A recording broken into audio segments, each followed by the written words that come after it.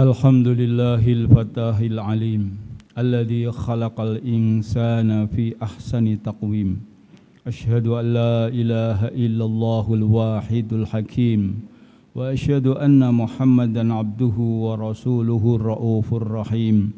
Allahumma salli ala sayyidina Muhammadinil karim al-munzali alaihi wa innaka la'ala khuluqin azim. وعلى آله وأصحابه الذين أتوا ربهم بقلب سليم أما بعد فيا عباد الله اتقوا الله رب العالمين واعبدوا الله مخلصين له الدين واعبدوا الله حتى يأتيكم اليقين اعلموا أنكم قادمون إلى الله فلتنظر نفس ما قدمت لغد واتقوا الله إن الله خبير بما تعملون وقد قال تعالى في القرآن الكريم أعوذ بالله من الشيطان الرجيم بسم الله الرحمن الرحيم كل نفس ذائقة الموت وإنما توفون أجوركم يوم القيامة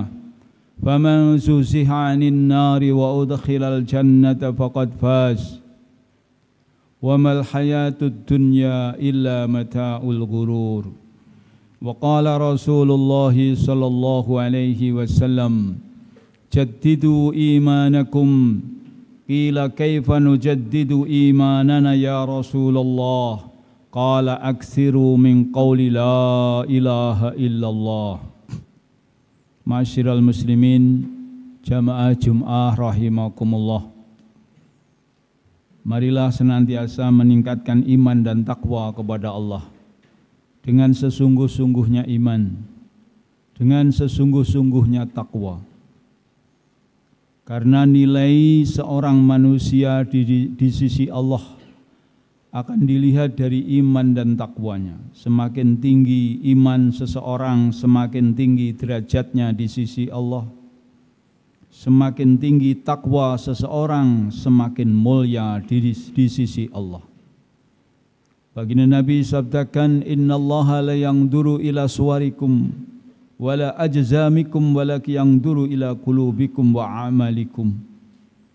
Baginda Nabi SAW sabdakan, sesungguhnya Allah tidak melihat rupa kalian, tidak melihat harta kalian, walakin yanzuru ila qulubikum, tetapi Allah melihat hati-hati kalian, wa amalikum, dan melihat amalan-amalan kalian.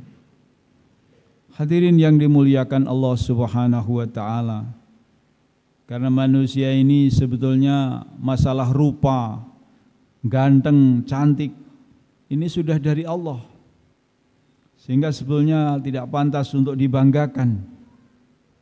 Dan tidak ada seseorang masuk surga karena gantengnya, tidak ada. Tidak ada seseorang masuk surga karena hartanya melimpah, hartanya banyak, uangnya banyak, tidak ada.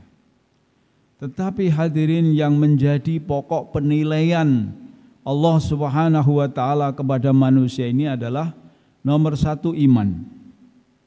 Semakin tinggi iman seseorang, maka semakin tinggi derajat di sisi Allah.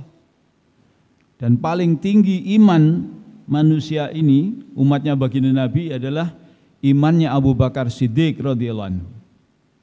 Karena Abu Bakar Siddiq ini dikatakan oleh baginda Nabi, tidaklah aku mengajak seseorang untuk beriman kecuali ada sifat maju mundur, kecuali Abu Bakar As-Siddiq. Abu Bakar Siddiq begitu diajak, Islamlah, imanlah wahai Abu Bakar, langsung beriman, langsung Islam, tanpa berpikir. Karena begitu percayanya kepada baginda Rasulullah SAW, sehingga baginda Nabi katakan, seandainya imannya Abu Bakar ditimbang dengan imannya seluruh umat baginda Nabi sampai hari kiamat, maka imannya Abu Bakar masih lebih berat. Maka hadirin yang dimuliakan Allah Subhanahu wa taala, maka iman ini perkara yang sangat-sangat penting. Setelah Allah berikan kita ini iman, maka kita rawat, kita jaga, kita tingkatkan, bahkan sampai puncaknya itu ketika kita meninggalkan dunia fi sakaratul maut, kita dalam keadaan iman, keluar dari lisan kita sesuatu yang di dalam hati kita, yaitu la ilaha illallah. Itulah kesuksesan. Sehingga begini Nabi sabdakan, man kana akhiru kalamihi la ilaha illallah dakhalal jannah. Siapa yang akhir kalamnya menjelang kematiannya bisa ucapkan la ilaha illallah, masuk surga.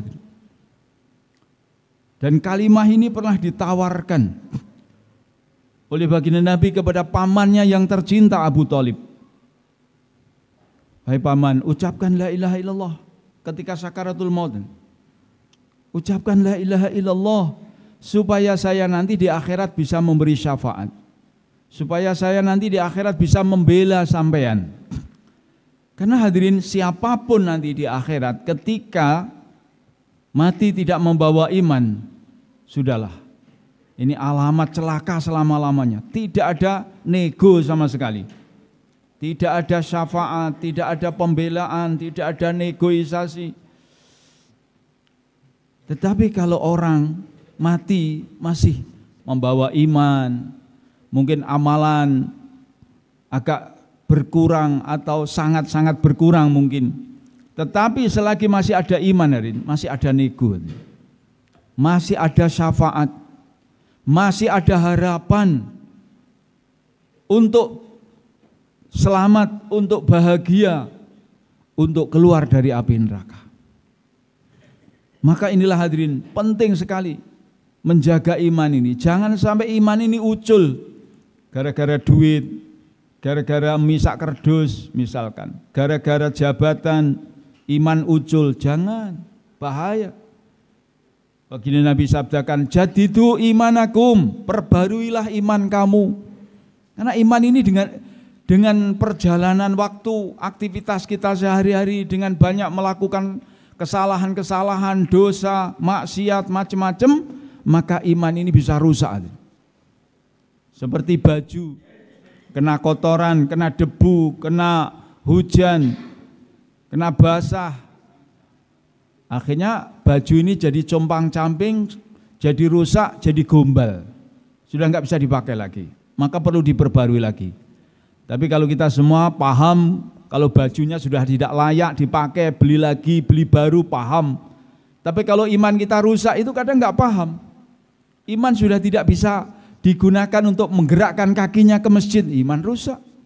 Iman yang sudah tidak bisa mengendalikan tangannya, kakinya, mulutnya, matanya, anggota tubuhnya dari kemaksiatan, ini sangat berbahaya sekali. Hadirin, suatu hari baginda Nabi ceritakan, Nabi Ibrahim itu di mahsyar nanti ketemu ayahnya, namanya Azar. Ayahnya Ibrahim namanya Azar. Yang mana Nabi Ibrahim sebagai Rasul, sebagai Nabi, juga sekaligus sebagai anak, pernah dulu di dunia mengingatkan kepada ayahnya ini untuk beriman kepada Allah. Untuk beriman kepada Allah. Inilah kelemahan orang yang merasa lebih tua, itu biasanya, Nun Sewu, biasanya, orang itu kalau merasa lebih tua, itu kalau dinasihati orang yang lebih muda, itu biasanya kadang-kadang keluar kesombongannya. Sering keluar kadang-kadang cah cilik njawa opo, cah cilik nuturi wong tuwek, macam-macam. Tetapi hadirin, dan ini sering terjadi terulang-ulang. Zaman Nabi Ibrahim juga begitu mengingatkan kepada ayahnya, karena ayahnya tidak beriman. Ini anaknya Nabi, ini anaknya itu Rasul. Tapi kadang juga enggak tahu kadang-kadang kalau anaknya itu Nabi, anaknya itu Rasul. Ya seperti wali lah, seperti wali itu kadang-kadang walaupun satu rumah kadang-kadang anaknya itu wali, kadang orang tuanya juga enggak ngerti. Diomongi juga enggak paham. Konsolat kadang-kadang ora gelem. Wis tole salat-salat dhewe kono lho. Wis ora usah ngakon aku. Iki njawa apa, macam-macam. Begitu juga hadirin Nabi Ibrahim dengan kasih sayang, dengan lemah lembut ngomongi bapake, "Hei bapak, imano ning Gusti Allah. Ojo gawe ojo gawe patung ae, jangan buat patung saja. Patung yang buat kamu kok ya disembah-sembah sendiri, dibuat-buat sendiri. Bagaimana semen? Tapi namanya orang tua kadang ya menangi dhewe. Iki Jawa apa to Ibrahim iki? Wis minggat to kono nek gak seneng mbek aku, malah dikon minggat. Akhirnya hadirin diceritakan oleh baginda Nabi, nanti di mahsyar Nabi Ibrahim ini ketemu ayahnya dalam kondisi mukanya kehitam-hitaman, penuh dengan debu, melas. Maka Nabi Ibrahim kaget. Wahai ayah, dulu saya kan pernah ngomong sama sampean, tapi sampean itu mendurhakai saya, ngengkel dengan saya. Ya, kalau sekarang saya tidak akan ngengkel sama kamu Ibrahim. Ya kalau saya sekarang sudah terlambat, sampai tetap gak iman, sampai tetap kafir, nggak bisa. Nabi Ibrahim seorang nabi, seorang rasul untuk nulungi ayahnya yang tercinta, tapi kendalanya karena tidak seiman, itu tidak bisa. Nabi Ibrahim akhirnya nagih janji kepada Allah, ya Allah, dulu engkau telah menjanjikan saya, kalau engkau nanti ketika di akhirat, engkau tidak akan menghinakan aku, tidak menyusahkan saya, tidak mencelakakan saya. Bagaimana? Tidak ada kesusahan, tidak ada kecelakaan, tidak ada kehinaan melebihi saya jauh dari ayah saya. Ayah saya ini akan celaka. Akhirnya Gusti Allah dawuh, innal jannata haramun alal kafirin. Ibrahim, tetap keputusan saya bahwa surga itu haram, untuk orang kafir itu haram. Walaupun kuwi ayahmu, ini hadirin, walaupun itu ayah Nabi, paman Nabi, pakdenya Nabi, nek perlu yo anake Nabi, ketika kafir maka tidak bisa masuk surga dan tidak bisa ditolong, hadirin. Kenapa? Ini sangat luar biasa. Karena orang ini dulu di dunia tidak mengakui Allah sebagai Tuhannya, padahal yang menciptakan juga Allah, yang memelihara juga Allah, yang mengasihi hidup, mati Allah. Kok terus mentolomen gitu loh. Maksudnya gak percaya ning Gusti Allah. Maka Allah itu sangat-sangat marah sekali.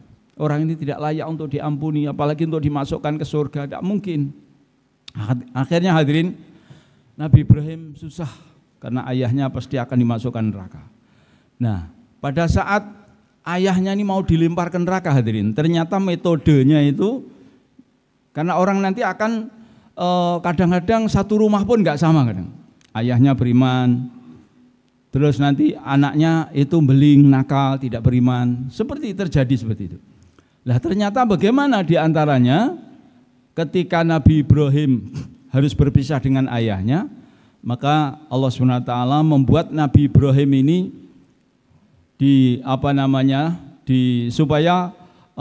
supaya tidak melihat ayahnya dalam kondisi berupa ayahnya.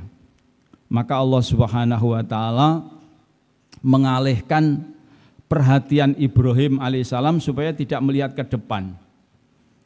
Maka ada malaikat bilang, "Hai Ibrahim, di bawahmu itu ada apa? Di bawah kakimu." Akhirnya Nabi Ibrahim melihat kakinya. Kemudian ayahnya tadi oleh Allah SWT sudah dirubah bentuknya menjadi serigala. Serigala yang berlumuran lumpur dan berlumuran darah. Maknanya Nabi Ibrahim sudah tidak melihat muka atau wajah ayahnya sendiri.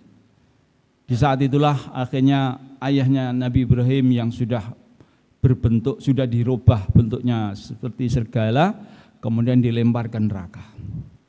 Untuk menjaga perasaan Nabi Ibrahim, bagaimana kalau itu rupane rupa bapaknya terus dilempar yang rokok seperti apa? Ternyata seperti itu hadirin. Nanti karena orang itu kadang sak keluarga itu gak podo, enek sing soleh, enek sing gak soleh, enek sing iman. Apa meneh sakniki ya macam-macam, jenenge agama itu bebas dari Allah juga bebas hadirin. Bahkan Allah juga membebaskan, silahkan faman syaa falyu'min. Faman syaa falyakfur, sing pengen iman imano, sing pengen kafir kafir, ora enek paksaan. Kok kon iman? Wong iman itu masalah hati, gak iso dipaksa. Tetapi beruntunglah seandainya Allah memberi pemahaman, memberi keyakinan, memberi hidayah dalam hati sehingga kamu bisa beriman. Beruntunglah dengan seuntung-untungnya. Walaupun mungkin mendapatkan iman yang sekecil-kecilnya, itu masih beruntung. Karena dikatakan dalam satu hadis, sekecil-kecil iman, maka akan mendapatkan surga yang luasnya dunia lipat 10 kali. Ini keberuntungan orang yang beriman. Sedangkan kita itu, siapa saja kita ini, hidup di dunia ini tidak lebih dari 100 tahun. Sejak dulu baginda Nabi sering ditanyai, kapan hari kiamat ya Rasulullah? Maka Rasulullah menjawab, kiamat sugro saja. Karena kiamat sugro itu bisa diprediksi dan pasti bisa dikira-kirakan. Kalau kiamat kubro, kiamat hancurnya langit dan bumi, ini masih lama atau mungkin kita tidak menemui juga. Karena baginda Nabi menggambarkan kiamat kubro itu adalah la taqumu sa'ah hatta la yuqalu fil ardi Allah Allah. Tidak akan terjadi hari kiamat selagi di dunia ini masih ada orang ucapkan Allah Allah. Pokoknya yang dunia aja enek wong wiridan, enek wong dikir, enek wong iman, walaupun siji ya Pak, gak sida dina kiamat. Niku kalau kiamat interlokal, kiamat besar. Tapi kalau kiamat orang masing-masing yaitu mati, itu baginda Nabi sudah memprediksi. Baginda Nabi kedatangan rombongan minal a'rabi, dari orang-orang Baduy, ya Rasulullah, hari kiamat kapan? Maka Rasulullah melihat dari rombongan itu ada anak kecil, paling kecil dari antara rombongan. Maka Rasulullah bilang, kalau anak kecil ini menjadi tua, maka kamu semua sudah terjadi hari kiamat. Maknanya cilik ki wis tuwek, mungkin sing tuwek-tuwek kabeh ki mati kabeh. Atau sering kiai saya menggambarkan, kita semua 100 tahun yang lalu kita belum lahir di dunia ini. Tapi dipastikan 100 tahun yang akan datang semua yang di masjid wis almarhum kabeh, Pak. Maknanya apa? Kiamate awake dhewe-dhewe iki ora kliwat sangka 100 tahun. Dalam arti krana umure umat Kanjeng Nabi ki mung baina sitin wa sab'in, antara swidak sangka 70. Ora luwih sangka 70. Ya kurang titik sangga swidak, wis kisaran itu saja. Maka terjadi faqad qamat kiamatuhu, terjadi kiamate dhewe-dhewe. Maka hadirin, beruntunglah hadirin, yo mati ning mati dalam keadaan iman, mati dalam keadaan Islam. Pesan Al-Qur'an, wala tamutunna illa wa antum muslimun. Jawab pisan-pisan mati nek gak dalam keadaan muslimun, dalam keadaan Islam. Karena mati yang tidak dalam keadaan Islam itu sebetulnya hanya menyetorkan badan kita ini untuk disiksa di neraka, hadirin. Maka untuk itu kenikmatan dunia yang sementara ini, sebentar saja. Jadi presiden sebentar, jadi menteri sebentar, jadi pedagang sebentar, jadi mungkin manajer sebentar, jadi wong sing paling kaya juga sebentar. Dan juga kalau seandainya susah, jadi orang miskin pun juga sebentar. Tidak ada yang kekal di dunia ini. Maka untuk itu hadirin, jangan sampai kita ini sampai tidak menjaga iman, tidak sampai kita ini menjaga iman, sehingga iman ini akhirnya ucul sebelum kita pindah dari dunia ke akhirat. Maka beruntunglah hadirin siapa saja yang meninggalkan dunia ini dalam keadaan membawa iman, dalam keadaan bisa mengucapkan la ilaha illallah. Ja'alana Allah wa iyyakum minal faizin al-aminin wa adkhalana fi zumratil muttaqin. A'udzu billahi minasy syaithanir rajim. Bismillahirrahmanirrahim.